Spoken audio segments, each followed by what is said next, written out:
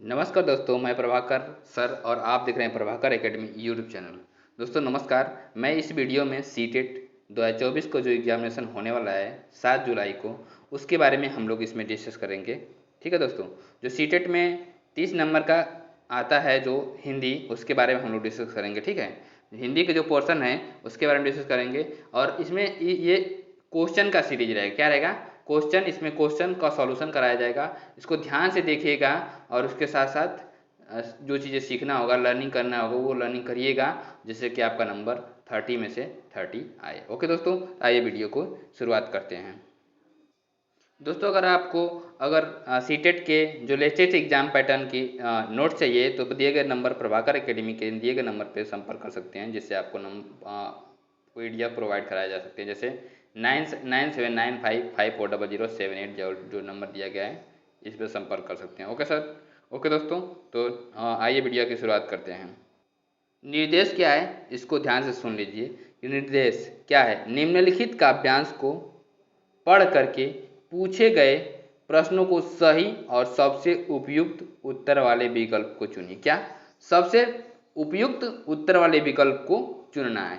Okay दोस्तों, तो आइए जो काव्यांश है उसके बारे में डिस्कस करते हैं। क्या काव्यांश है? काव्यांश क्या है? कुछ भी बन, कुछ भी बन, बस कायर मत बन। क्या? कायर मत बन। ठीक है। ठोकर मार, पटक मत माथा। जो माथा जो है उसको नहीं पटकना है, ठोकर मारो। ठीक है। तेरी राह रोकते पाहुन, तेरी राह रोकते पाहन मीन्स पाहुन का मतलब क्या हो जाएगा? पत्थर हो जाएगा। ठीक है। ले देकर जीना क्या जीना, कब तक गम के आंसू पीना, मानवता ने तुझको सींचा, बहा युगों तक खून पसीना, कुछ न करेगा, कुछ न करेगा। ठीक है। क्या किया करेगा रे मनुष्य, बस कातर क्रंदन करेगा। आगे आगे की पॉइंट क्या है, इसको देखिएगा ध्यान से। क्या है कि अर्पण कर सर्वस्व मनुज को। क्या? अर्पण कर सर्वस्व मनुज को, कर न दुष्ट को आत्मा समर्पण, कर न दुष्ट दुष्ट को आत्मसमर्पण। ठीक है। कुछ भी बन, बस कायर मत बन। क्या इसमें दिया? इस जो काव्यांश है इसमें ये बोला गया है कि कभी भी आप कायर मत बनिए। कुछ भी बनो लेकिन कायर आप मत बनिए। ठीक है। और कभी भी अपने आप को दुष्ट को आत्मसमर्पण मत करिए। ठीक है। अब इसके आइए क्वेश्चन जो इसमें पूछे गए हैं उसके बारे में हम लोग डिस्कस करते हैं। क्वेश्चन क्या दिया गया है, ध्यान से देखिएगा। क्या? कवि ने पाहन को किस संदर्भ में प्रयुक्त किया है? जो पाहन है उसको किस संदर्भ में प्रयुक्त किया है? तो ऑप्शन ए क्या है? खुशियां भरने के। ऑप्शन बी क्या है? दुख देने के। ऑप्शन सी क्या है? बाधा न डालने के। और ऑप्शन डी क्या है? मार्ग अवरुद्ध करने के। क्या? ऑप्शन सी क्या था? बाधा न डालने के। और ऑप्शन डी क्या है? मार्ग अवरुद्ध करने के। तो इसका राइट ऑप्शन क्या हो जाएगा? मार्ग अवरुद्ध करने के। पाहन जो है वो किसके लिए यूज किया गया है? कि मार्ग अवरुद्ध न करने के। तो इसका राइट ऑप्शन हो जाएगा ऑप्शन डी। ठीक है। नेक्स्ट क्वेश्चन के बारे में डिस्कस करते हैं। नेक्स्ट क्वेश्चन क्या है? दूसरा क्वेश्चन क्या दिया गया है, इसको देखिए ध्यान से। कवि के अनुसार क्या नहीं बनना चाहिए? कवि के अनुसार क्या बनना चाहिए? कुछ भी बनना चाहिए लेकिन कायर नहीं बनना चाहिए। ठीक है। इसमें हमारे काव्यांश में दिया गया था परिश्रमी, कायर, कोमल और साहसी। इसका राइट ऑप्शन हो जाएगा क्या? कायर नहीं बनना चाहिए। राइट ऑप्शन बी हो जाएगा। ठीक है। नेक्स्ट क्वेश्चन क्या दिया हुआ है? किसके सम्मुख आत्मसमर्पण नहीं करना चाहिए? किसके सम्मुख आत्मसमर्पण नहीं करना चाहिए? दोस्तों ये उसी काव्यांश से लिया हुआ क्वेश्चन है। ठीक है। ऑप्शन ए दुष्ट, ऑप्शन बी प्रकृति, ऑप्शन सी स्वयं और ऑप्शन डी मनुज। इसका राइट ऑप्शन क्या हो जाएगा? दुष्ट हो जाएगा। क्या हो जाएगा? दुष्ट के समान पर आत्मसमर्पण नहीं करना चाहिए। ठीक है। नेक्स्ट क्वेश्चन के बारे में डिस्कस करते हैं। नेक्स्ट क्वेश्चन क्या है? समझौतावादी जीवन व्यर्थ है। क्या? समझौतावादी जीवन व्यर्थ है, यह भाव किस पंक्ति में आया है? तो ऑप्शन ए क्या है? अर्पण कर सर्वस्व मनुज को, कुछ भी बन, बस कायर मत बन, ले देकर जीना क्या जीना, कुछ न करेगा क्या करेगा, कुछ न करेगा क्या करेगा। तो दोस्तों इसका राइट ऑप्शन क्या हो जाएगा? ले देकर जीना क्या जीना, इसी में दिया गया है कि समझौतावादी जीवन व्यर्थ है, यह भाव इसी पंक्ति में ले देकर जीना क्या जीना में। इसका राइट ऑप्शन ऑप्शन सी हो जाएगा। नेक्स्ट क्वेश्चन के बारे में डिस्कस करते हैं। नेक्स्ट क्वेश्चन क्या है? Question number 5। क्वेश्चन 5 क्या है कि मानवता ने तुझको सींचा, पंक्ति का आशय क्या है? मानवीय गुणों का पोषण, मानवता का अभाव, मानवता में विश्वास, मानव द्वारा सिंचाई करना। इसका राइट ऑप्शन हो जाएगा क्या? मानवीय गुणों का पोषण। मानवता ने तुझको सींचा मीन्स मानवीय गुणों का पोषण हो जाएगा आशय, ठीक है। कातर का अर्थ है क्या? कातर का अर्थ है क्या? ऑप्शन ए निर्लज्ज, और ऑप्शन बी अविश्वास, और ऑप्शन बी सी भयाकुल, और ऑप्शन डी संकोच है। इसका राइट ऑप्शन क्या हो जाएगा? भयाकुल हो जाएगा। क्या हो जाएगा? राइट ऑप्शन ऑप्शन सी भयाकुल हो जाएगा, कातर का अर्थ, ठीक है, इस पद्यांश के अनुसार। नेक्स्ट क्वेश्चन के बारे में चलते हैं। नेक्स्ट काव्यांश आ गया। क्या काव्यांश क्या है? इसको ध्यान से देखिएगा। निर्देश निम्नलिखित काव्यांश को पढ़कर दिए गए प्रश्नों के सही उत्तर दीजिए। क्या है? अब न गहरी नींद में तुम सो सकोगे। क्या? अब न गहरी नींद में तुम सो सकोगे, गीत गाकर मैं जगाने आ रहा हूँ, गीत गाकर मैं जगाने आ रहा हूँ, अतल अस्ताचल तुम्हें जाने न दूंगा, अतल अस्ताचल तुम्हें जाने न दूंगा, अरुण उदयाचल सजाने आ रहा हूँ, अरुण उदयाचल सजाने आ रहा हूँ। कल्पना में आज तक उड़ते रहे तुम। क्या?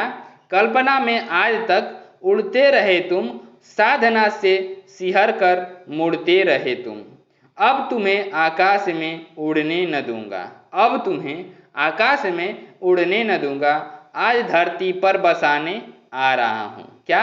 आज धरती पर बसाने आ रहा हूँ। अब इसके अकॉर्डिंग जो क्वेश्चन पूछे गए इसका व्यांश से, उसको हम सॉल्व करते हैं, देखते हैं क्या है, उसको आप लोग ध्यान से देखिएगा, ठीक है। देखिए क्वेश्चन नंबर 1 क्या है? गहरी नींद में सोने का अर्थ है क्या? गहरी नींद में सोने का अर्थ क्या है? ऑप्शन क्या है? चिंता युक्त सोना, ऑप्शन बी क्या है? मृत्यु को प्राप्त होना, ऑप्शन सी क्या है? परिश्रमी होना, ऑप्शन डी क्या है? बेखबर होना। तो दोस्तों इसका गहरी नींद में सोने का अर्थ हो जाएगा बेखबर होना। इसका राइट ऑप्शन क्या हो जाएगा? ऑप्शन डी बेखबर होना, ठीक है। नेक्स्ट क्वेश्चन क्या है? कभी लोगों को कहाँ नहीं जाने देगा। क्या? कभी लोगों को कहाँ जाने नहीं देगा, ठीक है। पतन की राह पर, पाताल में, अतल गहराई में, जहाँ सूर्य अस्त होता है।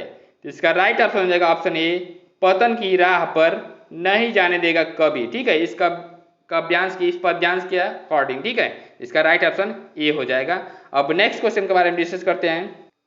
नेक्स्ट क्वेश्चन क्या है? कवि किस तरह से के व्यक्तियों को संबोधित कर रहा है? कवि किस तरह की व्यक्तियों को संबोधित कर रहा है? जो आकाश की ऊंचाइयों को छूना चाहते हैं, जो अत्यधिक प्रेरित हैं, जो बहुत परिश्रमी हैं, जो जीवन को कठोर वास्तविकताओं से बेखबर हैं। जो लोग क्या हैं? जीवन की कठोर वास्तविकताओं से बेखबर हैं, उनको क्या कर रहा है? संबोधित कर रहा है। कौन? हमारे जो कवि हैं इस पद्यांश के, उन्होंने इसको दिया है। तो इसका राइट ऑप्शन हो जाएगा डी हो जाएगा, जो जीवन की कठोर वास्तविकताओं से बेखबर है। नेक्स्ट क्वेश्चन के बारे में डिस्कस करते हैं। क्वेश्चन नंबर 4 क्या है? कवि लोगों को क्या जगाना चाहता है? कवि लोगों को क्यों जगाना चाहता है? यह कवि का दायित्व है, ताकि लोग गीत सुन सके, ताकि मनुष्यों में गतिशीलता आ सके और वे प्रगति के पथ पर आगे बढ़ सके। सुबह हो गई है इसके कारण। तो कवि लोगों को इसलिए जगाना चाहता है कि ताकि मनुष्य में गतिशीलता आ सके और वे प्रगति के पथ पर आगे बढ़ सके। इसका राइट ऑप्शन हो जाएगा ऑप्शन सी, ठीक है दोस्तों। अब नेक्स्ट क्वेश्चन के बारे में डिस्कस करते हैं। नेक्स्ट क्वेश्चन क्या है? क्वेश्चन नंबर 5 क्या है? अतल अस्ताचल तुम्हें जाने न दूंगा, पंक्ति में कौन सा अलंकार है? क्या? अतल अस्ताचल तुम्हें जाने न दूंगा, पंक्ति में कौन सा अलंकार है? ऑप्शन ए अनुप्रास अलंकार, ऑप्शन सी श्लेष अलंकार, और ऑप्शन बी उपमा अलंकार, और ऑप्शन डी रूपक अलंकार, ठीक है। तो इसका राइट ऑप्शन क्या हो जाएगा? ऑप्शन ए अनुप्रास अलंकार। क्या हो जाएगा? अनुप्रास अलंकार हो जाएगा, ठीक है। नेक्स्ट क्वेश्चन के बारे में देखते हैं। नेक्स्ट क्वेश्चन क्या है? कविता का उपर्युक्त शीर्षक हो सकता है? क्या हो सकता है? उपयुक्त शीर्षक क्या हो सकता है? ऑप्शन ए जागृति, ऑप्शन सी हर्ष, ऑप्शन बी कोलाहल और ऑप्शन डी आकाश। इसका मोस्ट अप्रोप्रिएट जो राइट आंसर है वो जागृति हो जाएगा। क्या हो जाएगा? जागृति शीर्षक ज्यादा अप्रोप्रिएट है, तो राइट ऑप्शन ए हो जाएगा। क्या हो जाएगा? ए हो जाएगा। ठीक है, नेक्स्ट हम लोग नेक्स्ट जो पद्यांश है उसके बारे में डिस्कस करते हैं। देखिए नेक्स्ट पद्यांश क्या है, काव्यांश क्या है, इसको ध्यान से देखिएगा। ओके दोस्तों, एकदम ध्यान से देखिएगा। क्या है पद्यांश, क्या है इसको देखिए, देखते हैं कि छोड़ो भी ऐसा तो जीवन में होता है। क्या? छोड़ो भी ऐसा तो जीवन में होता है जो कभी मिलता नहीं। क्या है? छोड़ो भी ऐसा तो जीवन में होता है जो कभी नहीं कभी मिलता है, जो कभी मिलता है वह कभी छीनता है। लेकिन इससे डरकर संध्या के सिंदूरी प्रकाश में मंजरित तुलसी के नीचे दिया जलाना थोड़े ही बंद किया जाता है। ठीक है, भगवान बात सुने न सुने तो भी मंदिर तो मंदिर ही है। भगवान बात सुने या न सुने, जो मंदिर है वो तो मंदिर ही है। ठीक है, उसमें जो रोज शाम दिया नहीं जलाता है वह तो घर लौटने के अपने ही मार्ग पर अंधेरा फैलाता है। जो मंदिर में दिया नहीं जलाता है वह तो अपने ही घर में अंधेरा फैलाता है। मीन्स कहने का मतलब ये है, अगर जो पढ़ाई नहीं करेगा तो क्या होगा? अपने ही घर में अंधेरा, अज्ञानता रूपी अंधेरा को फैलाएगा। ठीक है, आइए हम उसके बाद क्वेश्चन इससे क्या रिलेटेड है उसको डिस्कस करते हैं। जीवन में प्रायः घटनाएं होती रहती हैं। क्या? जीवन में प्रायः, ये रिक्त स्थान, उसके बाद फिर घटनाएं होती रहती हैं। यहाँ पे थोड़ा टाइपिंग मिस्टेक है, मतलब कि छूट गया है कि क्या होती है, प्रायः घटनाएं होती रहती हैं। ऑप्शन क्या दिया हुआ है? लूटने और रूठने की। ऑप्शन बी क्या दिया हुआ है? आने और जाने की, कुछ मिलने और छिन जाने की। ऑप्शन डी क्या दिया हुआ है? भूलने व याद करने की। इसका राइट ऑप्शन हो जाएगा क्या? जीवन में कुछ मिलने और छिन जाने की घटनाएं होती रहती हैं। क्या हो? छीन जाने की घटनाएं होती रहती हैं। नेक्स्ट क्वेश्चन के बारे में डिस्कस करते हैं। नेक्स्ट क्वेश्चन क्या है? नेक्स्ट क्वेश्चन क्या है? मंजरी तुलसी के नीचे दिया जलाने का आशय है। जो मंजरी तुलसी है उसके नीचे दिया जलाने का आशय क्या है? ऑप्शन ए क्या है? तुलसी को हरा भरा रखना। ऑप्शन बी क्या है? जीवन को हर परिस्थिति में आस्था बनाए रखना। ऑप्शन सी क्या दिया हुआ है? दिया जलाकर पूजा करना। ऑप्शन डी भजन कीर्तन करना। दोस्तों इसका राइट ऑप्शन क्या हो जाएगा? ऑप्शन बी, जीवन की हर परिस्थिति में आस्था को बनाए रखना।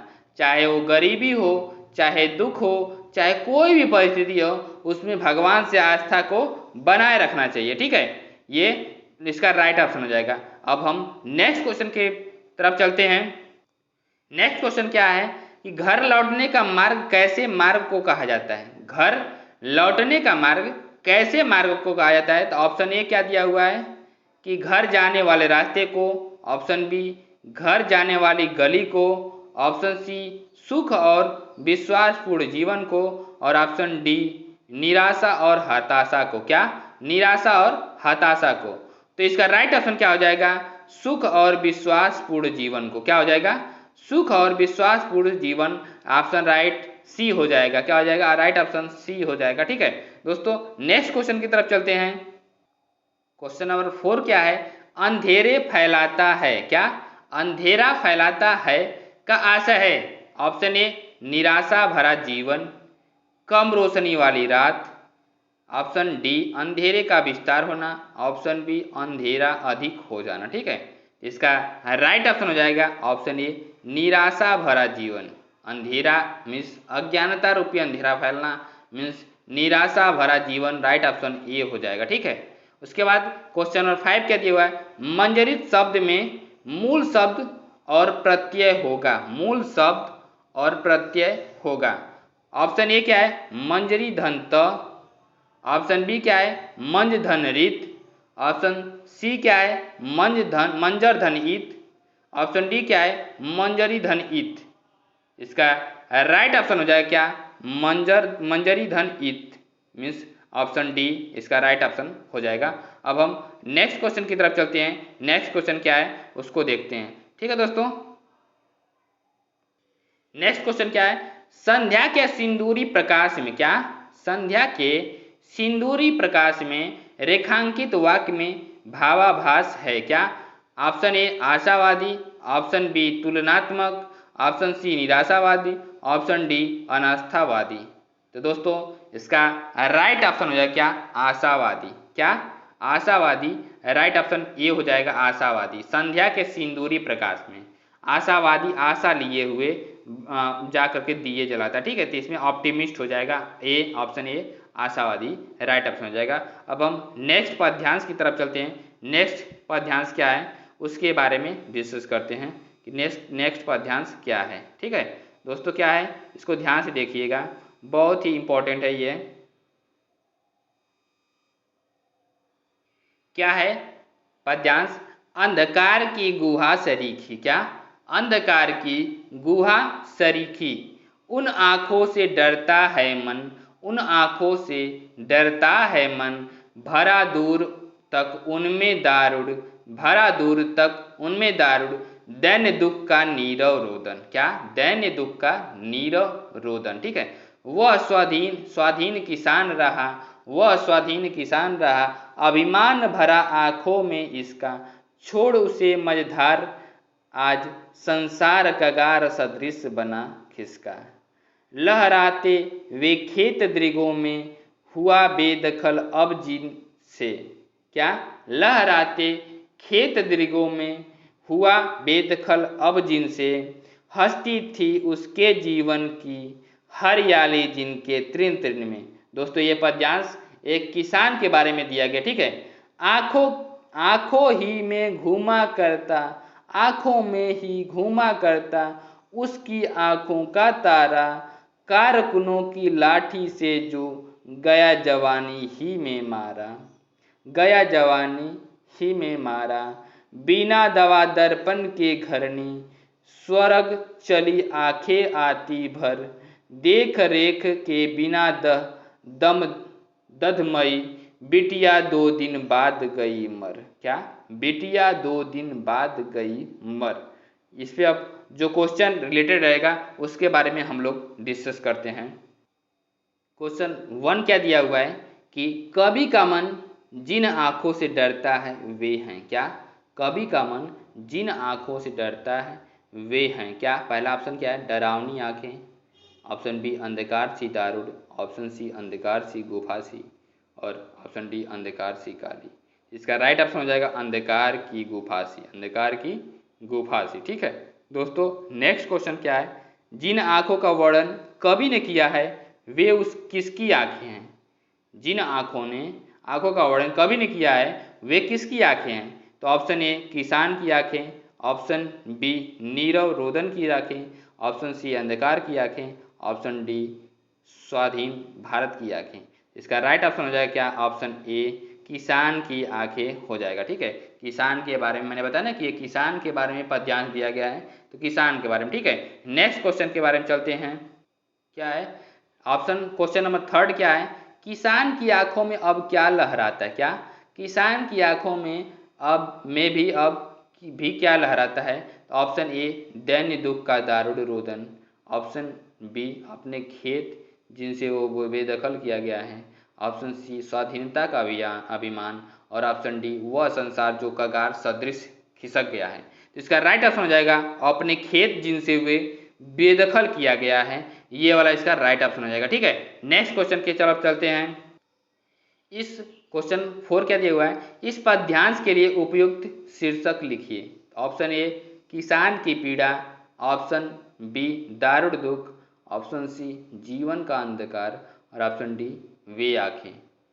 तो आप लोग कमेंट करके बताइए इसमें क्या हो सकता है। मैं इसका आंसर बता दे रहा हूँ, इसका राइट ऑप्शन होगा वे आँखें। क्या होगा, वे आँखें इसका शीर्षक अप्रोप्रिएट आंसर है। ठीक है, नेक्स्ट क्वेश्चन की तरफ चलते हैं। क्वेश्चन 5 क्या है, किसान के बेटे की मृत्यु कैसे हुई है। किसान के बेटे की मृत्यु कैसे हुई है। ऑप्शन ए कारकुनों द्वारा लाठियों से पीटने के कारण, ऑप्शन बी देख रेख के अभाव के कारण, ऑप्शन सी दवा दर्पण के अभाव के कारण, ऑप्शन डी भूख के कारण। इसका राइट ऑप्शन हो जाएगा ऑप्शन ए कारकुनों द्वारा लाठियों से पीटने के कारण। नेक्स्ट क्वेश्चन की तरफ चलते हैं। नेक्स्ट क्वेश्चन क्या है, अंधेरा शब्द का पर्यायवाची क्या होगा? अंधेरा शब्द का पर्यायवाची क्या होगा? ऑप्शन ए तिमिर और ऑप्शन बी तरु और ऑप्शन सी बिटप। इनमें से कौन कोई नहीं, ठीक है। इसका राइट ऑप्शन हो जाएगा तिमिर। दोस्तों आप भी कमेंट करके आंसर का उत्तर, क्वेश्चन का उत्तर देते रहे, ठीक है। तो इसका राइट ऑप्शन हो जाएगा तिमिर हो जाएगा पर्यायवाची अंधेरा का। अब नेक्स्ट जो पद्यांश है उसके बारे में डिस्कस करते हैं। क्या नेक्स्ट पद्यांश क्या है उसको हम लोग देखते हैं, ठीक है।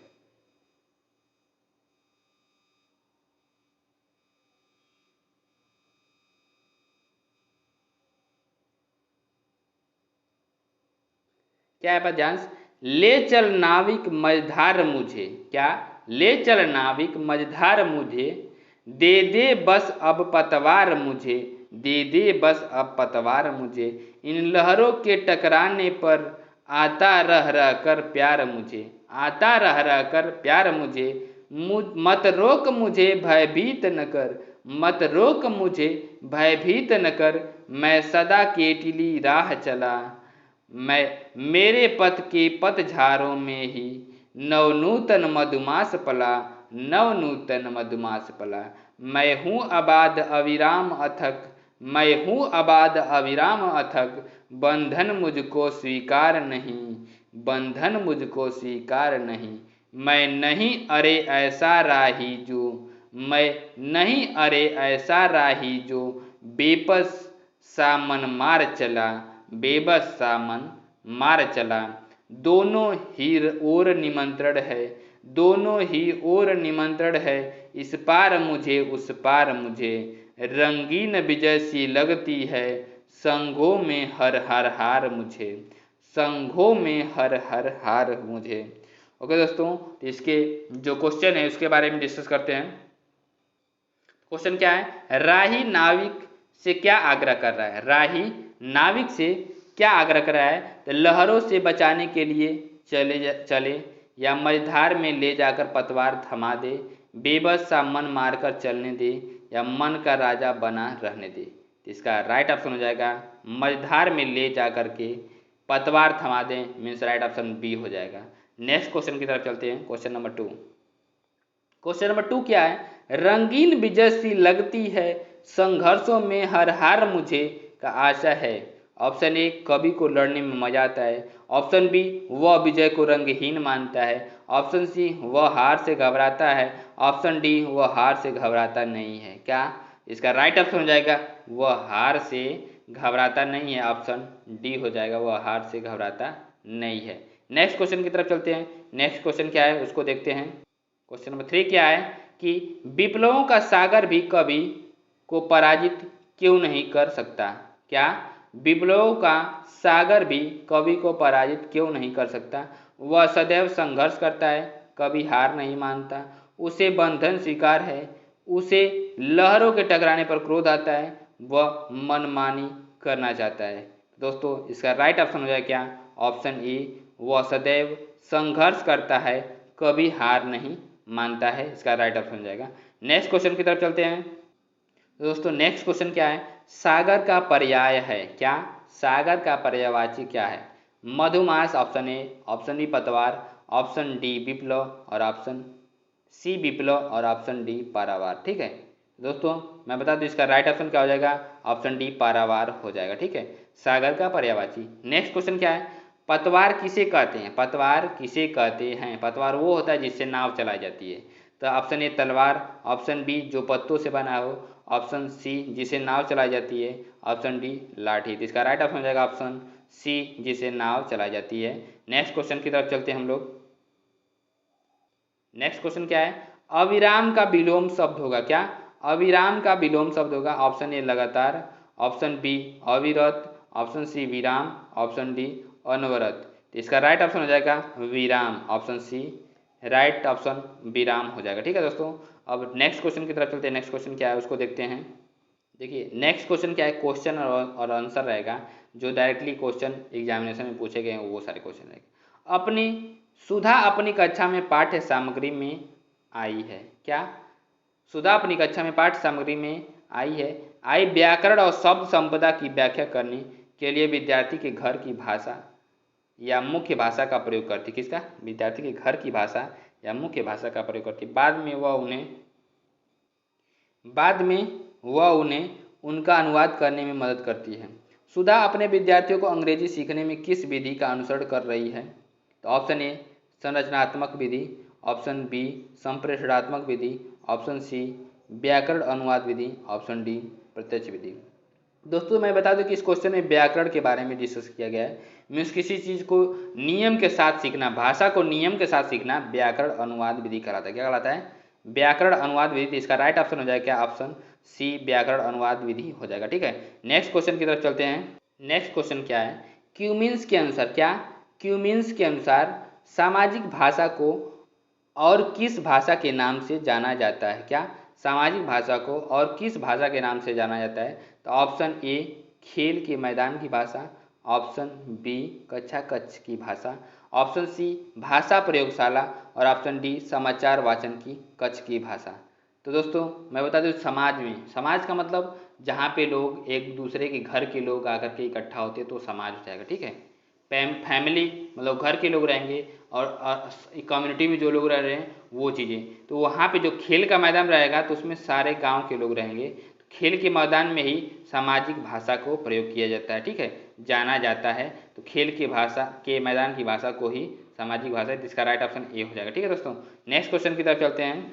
क्या दिया हुआ है? नेक्स्ट क्वेश्चन, क्वेश्चन नंबर 3, स्वनिम जागरूकता इस बात की समझ है कि, क्या स्वनिम जागरूकता इस बात की समझ है कि ऑप्शन ए क्या है? भाषा में स्वनिम होते हैं, ऑप्शन बी क्या है? भाषा की ध्वनि को पहचाना जा सकता है और पृथक किया जा सकता है, स्थिति के अनुसार ढाला भी जा सकता है। ठीक है, ऑप्शन सी क्या है? भाषा की ध्वनियों को याद करने की आवश्यकता है, ऑप्शन डी क्या है? भाषा की ध्वनियाँ पहचानी नहीं जा सकती हैं और न ही स्थिति के अनुसार ढाली जा सकती हैं। तो दोस्तों इसका राइट ऑप्शन हो जाएगा ऑप्शन बी हो जाएगा, भाषा की ध्वनि को पहचाना जा सकता है और पृथक किया जा सकता है और स्थिति के अनुसार ढाला जा सकता है। नेक्स्ट क्वेश्चन की तरफ चलते हैं। क्या है नेक्स्ट क्वेश्चन? रेखा अपने विद्यार्थियों को आरंभ, मध्य और अंत की ध्वनियों को पृथक पृथक कर पहचानने में मदद कर रही है। इस तरह से उनके किस पहलू को मजबूत किया जा रहा है? तो ऑप्शन ए ध्वन्यात्मक जागरूकता, ऑप्शन सी चित्रमूलक जागरूकता, ऑप्शन बी आकृति मूलक जागरूकता और ऑप्शन डी व्याकरण जागरूकता। इसका राइट ऑप्शन हो जाएगा ऑप्शन ए ध्वन्यात्मक, ध्वनि वाले जो जागरूकता है उसको आगे बढ़ा रही है, पहलू को मजबूत कर रही है। ऑप्शन ए राइट ऑप्शन हो जाएगा। ठीक है, नेक्स्ट क्वेश्चन की तरफ चलते हैं। नेक्स्ट क्वेश्चन क्या है कि समीना अपने विद्यार्थियों के लिए पठन के समय बहुत से चित्रों और दृश्यों का प्रयोग करती है। क्या करती है? बहुत से चित्रों और दृश्यों का प्रयोग करती है। दृश्यात्मकता उसके विद्यार्थी को किस तरह से मदद करेगी?